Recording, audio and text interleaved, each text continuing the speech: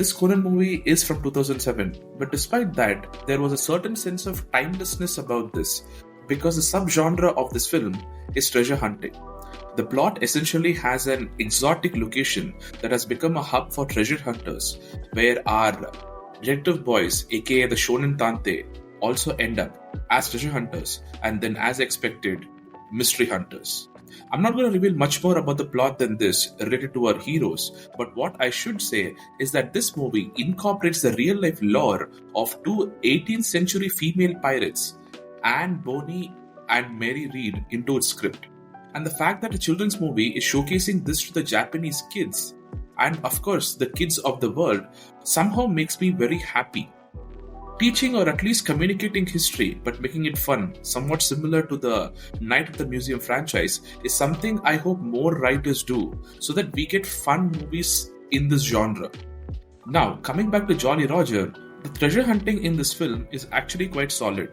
Solid riddles entwined with the geography of the island in which the Shonen Tante and the larger gang find themselves in, and very well written supporting characters are key to making the film flow fast.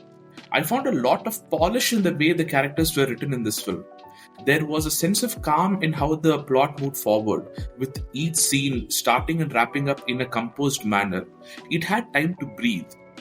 Even Dr. Agasa's minor interaction with an islander's character, maybe it was the setting or maybe it was the dialogue, that both showcased the relaxed nature of island life and moved the story forward, gave me a lot of satisfaction as a viewer.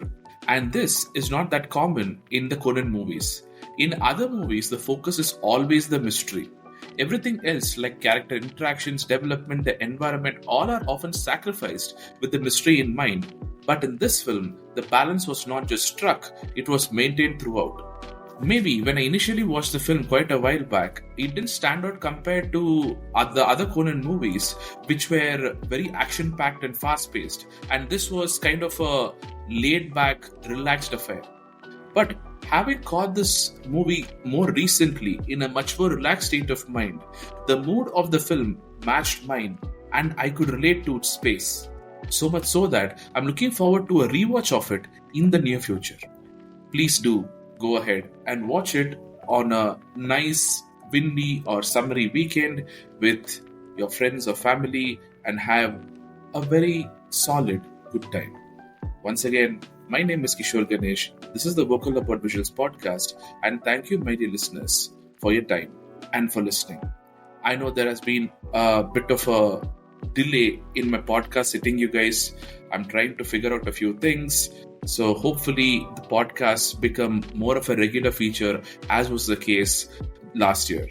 So here's to more podcasts and more interactions with me, and a lot of changes coming to this channel in the audio and in the visual form in the near future. Thank you.